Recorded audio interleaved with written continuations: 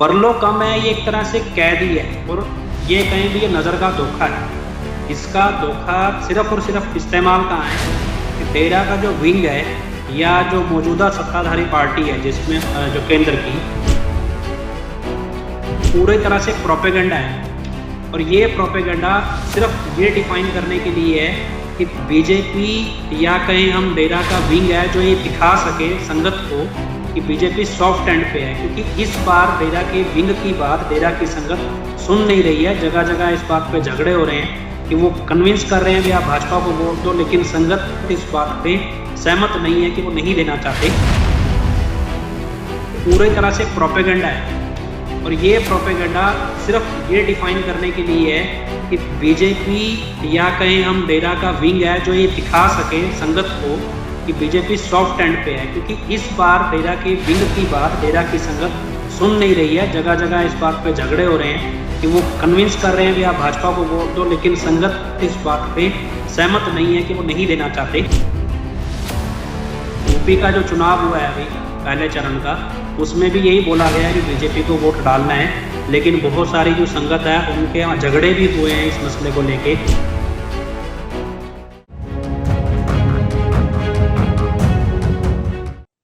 स्वागत है तमाम दर्शकों का। मैं हाँ इमरान खान। पिछले दिनी डेरा मुखी राम रहीम नूं फरलो दी गई सी। फरलो मिलन तो बाद सूबे की सियासत गरमा चुकी सी। सियासत गरमाउण तो बाद वड्डे निशाने ते भी लए गए ने। कईयां ने मकसद दस्सिया कि मकसद की आ। आखिर डेरा मुखी नूं पहली बार 21 दिन की फरलो दी गई आ। वड्डे सवाल भी उठे ने। सो इन्हां सवालों के जवाब लेने के लिए अज साडे नाल जुड़े ने डॉक्टर मोहित इंसा, डेरा समर्थक। सब तो पहला स्वागत करते हैं। इंसा साहब स्वागत है जी। नमस्कार जी। मोहित जी, सब तो पहला सवाल यही आ कि डेरा मुखी नूं 21 दिन की फरलो दी गई आ। डेरे के समर्थक हो तुसीं, डेरे के अंदर भी रहे हो तुसीं, बहुत करीबी तो डेरे नूं जानदे हो, डेरा मुखी नूं जानदे हो, बहुत करीब हो, बहुत समय तो तुसीं जुड़े हुए हो। 2015 तक तुसीं जुड़े रहे हो। मैनेजमेंट दे विच टैक्नीकल दे भी काम काज करते रहे, बहुत बरीकी दे नाल जानदे हो। आखिर इस दे पिछे तुसीं मकसद की मनदे हो कि आखिर पहला फरलो नहीं दी गई, पहला पैरोल दी सी, कुछ दिन दे लई दी गई सी, 21 दिन की पहली बार फरलो मिली है, इस दे पिछे मकसद की समझदे हो तुसीं?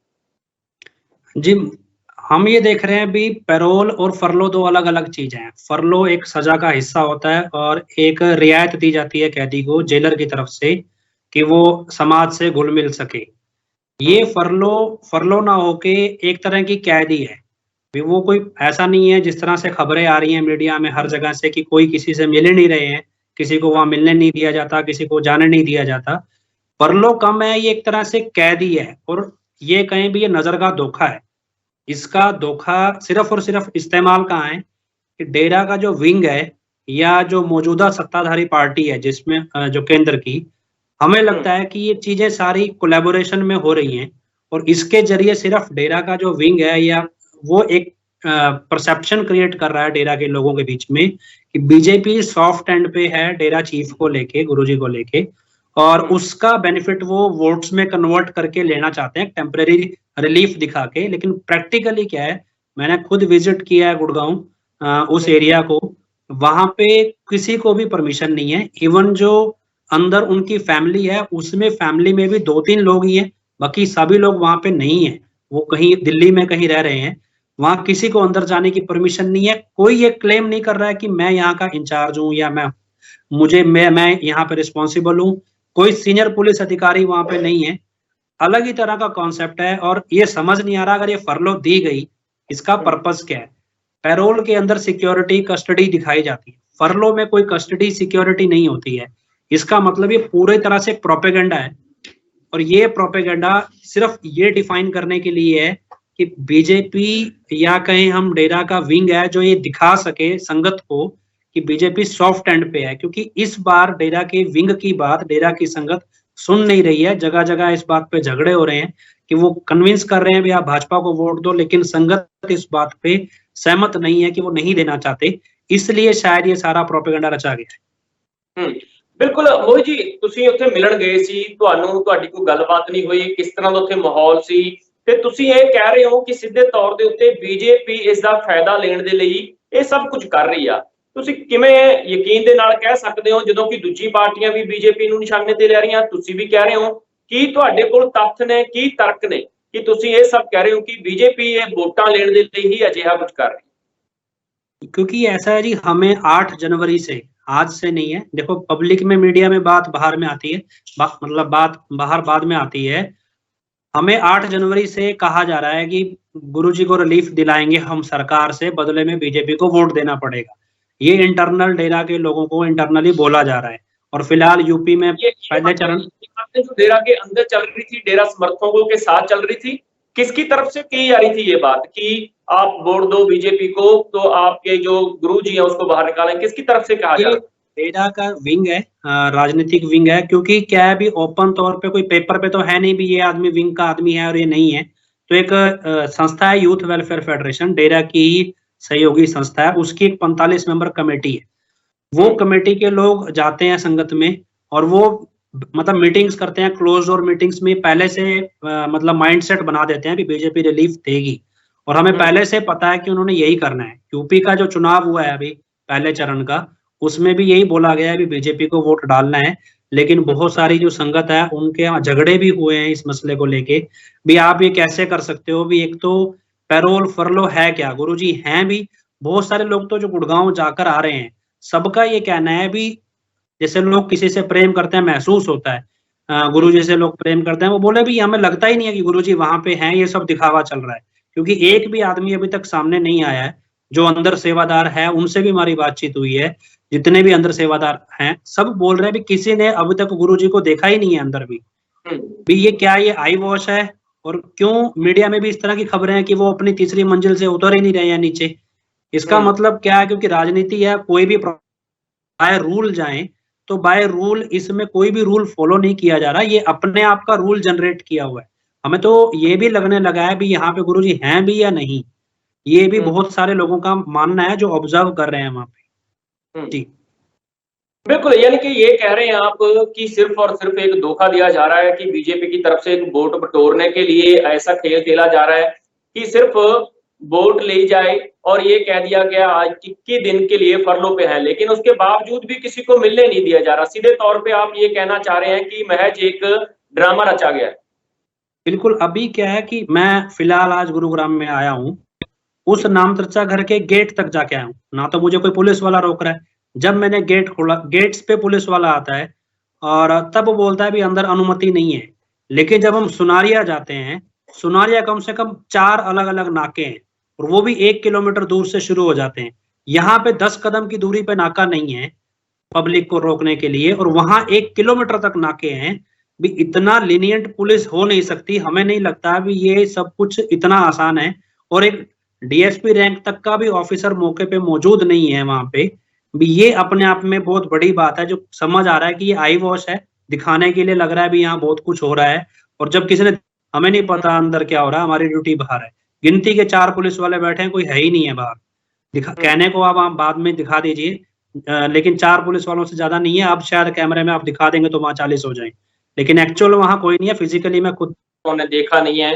तो जो बाकी के डेरा समर्थक हैं, जो करीबी हैं उनकी तरफ से कोई ऐसी कोई बयानबाजी नहीं आई है कि डेरा मुखी जो बाहर आए हैं या नहीं आए हैं या धोखा दिया, वो क्यों चुप बैठे हैं? उनको और उसके बदले क्या है, आपको भी मालूम है पंजाब में जो पॉलिटिकल विंग के नेशनल मेंबर हैं, उनके ऊपर वो भगोड़े घोषित हैं और उनके ऊपर बरगाड़ी में वारंट निकले हैं, 3-3 वारंट निकले हुए हैं।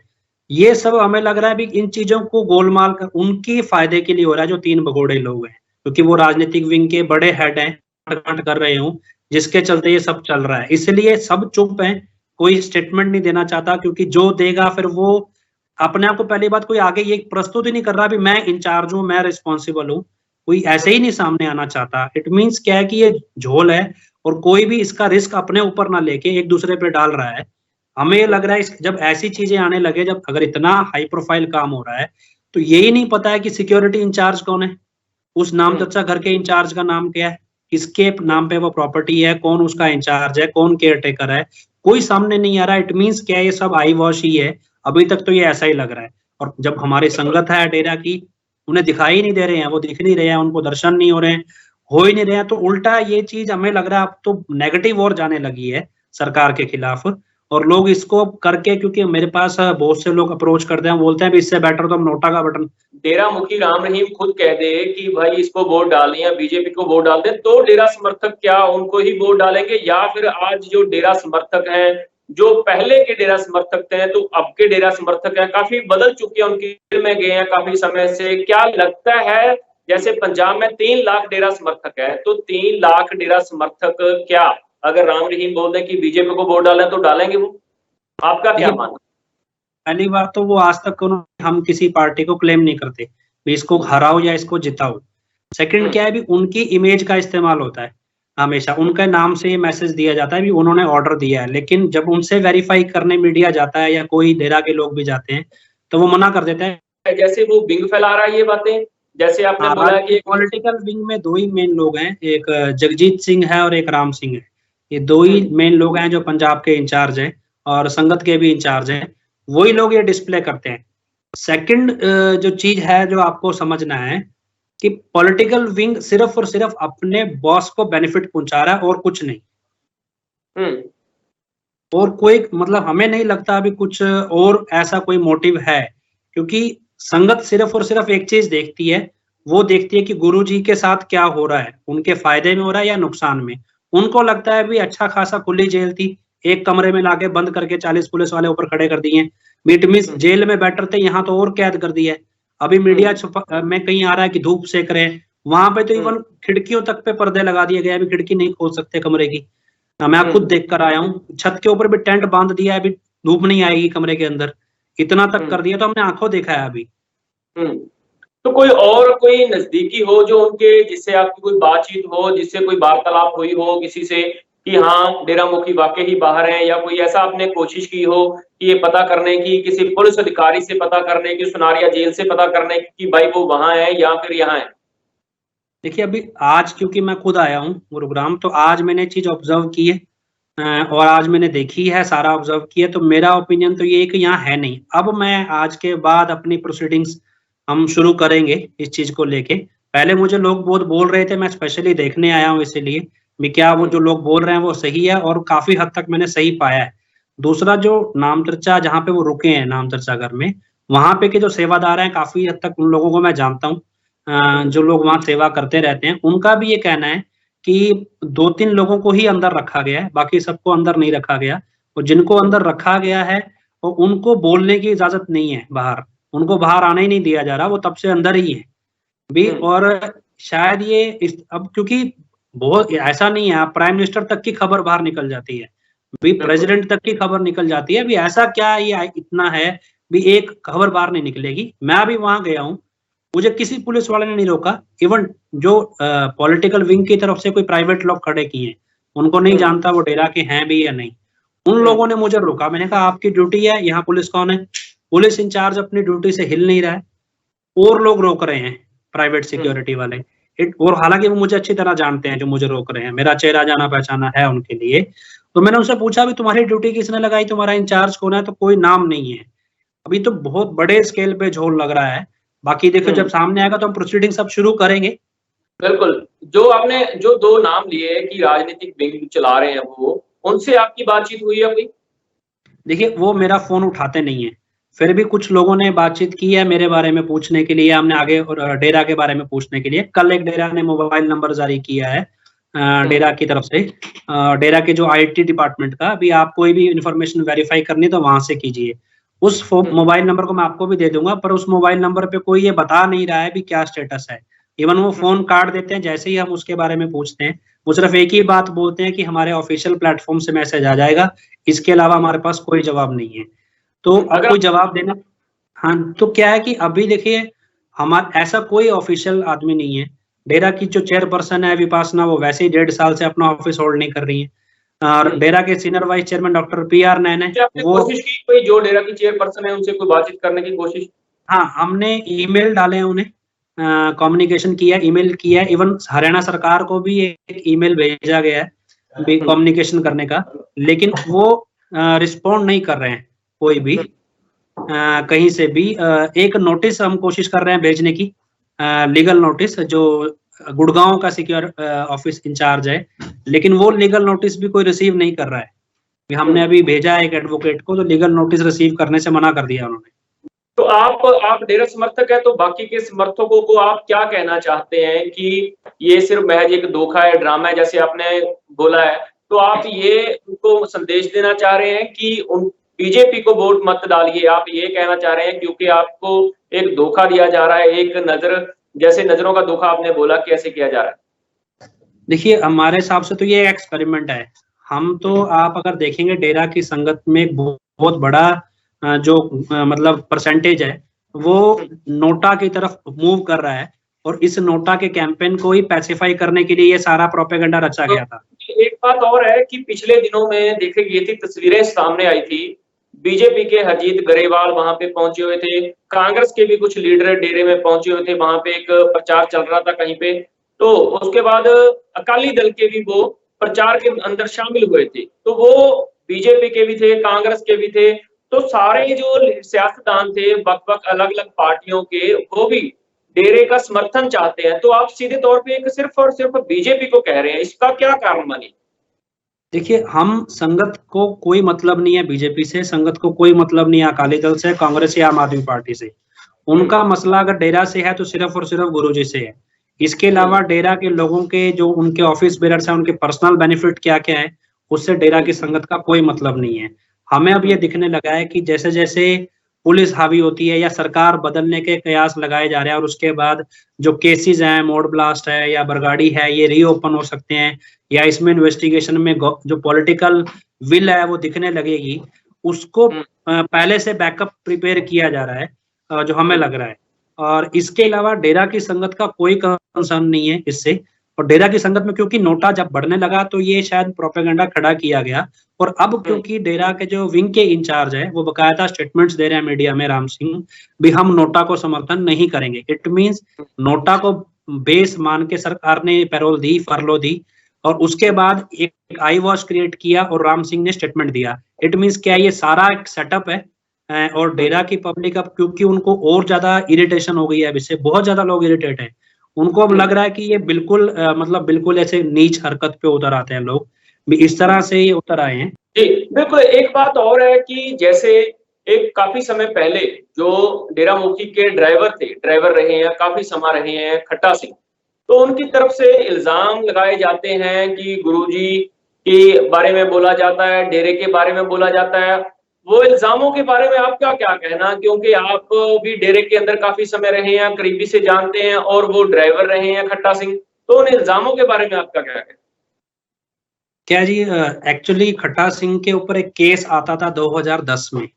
वो केस था भी, खट्टा सिंह एक ऐसी कॉन्स्पिरेसी में शामिल था जिसमें एक बहुत बड़े लेवल पे डेरा के अंदर से कुछ लोगों ने मिलके और खट्टा सिंह ने मिलके एक बहुत बड़ा सीरियल बसों को आगजनी की थी, दफ्तर जलाए गए थे बहुत सारे। तो उसमें खट्टा सिंह का प्रमुख तौर पे नाम आता था इंटरनल इंक्वायरी में, हालांकि वो हमारे पास डॉक्यूमेंट्स हैं।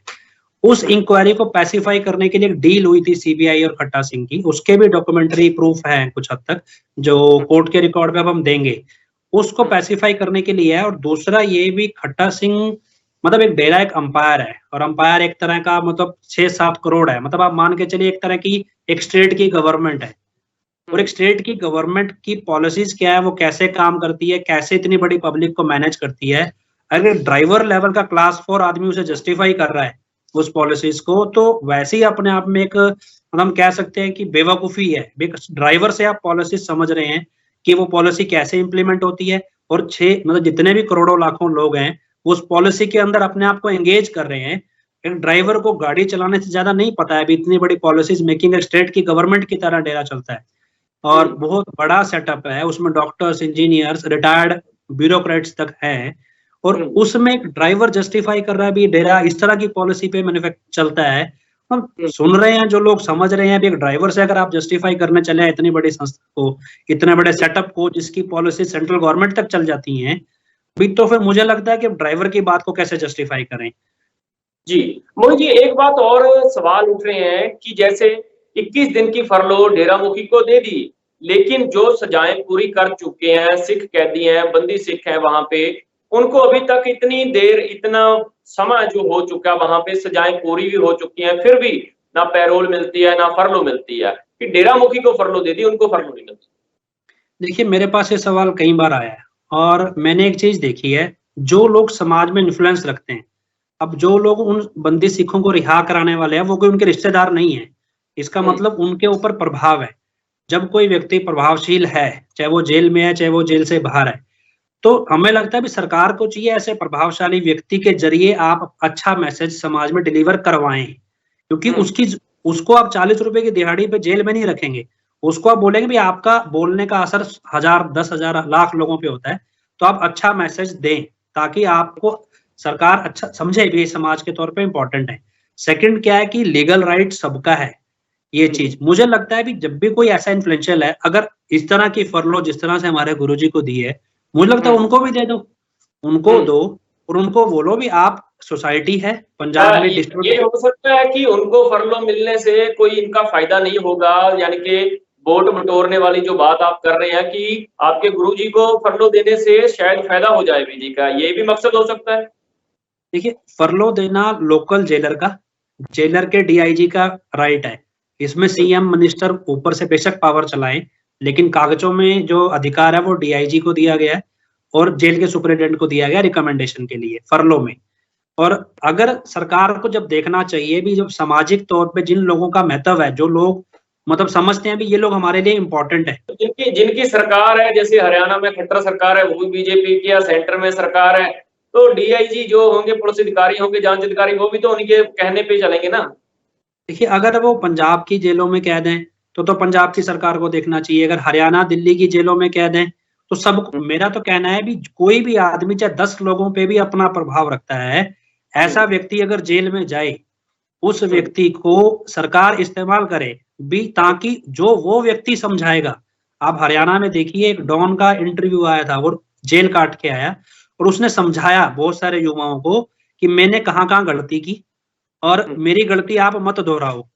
इस तरह हम्म, की चीज़ें आप दिखाओ, एक तो वो समाज से इंटरैक्ट होंगे। और जब आपका कहना है कि उनकी सज़ाएँ पूरे हुए भी कई साल हो चुके हैं, अगर हम्म, सरकार फिर जेल का पर्पस ही खत्म हो गया, इसका मतलब तो आप अत्याचार कर रहे हैं उन लोगों पे, आप हम्म, उनको सुधारना या उनको समाज में जोड़ना ही नहीं चाहते।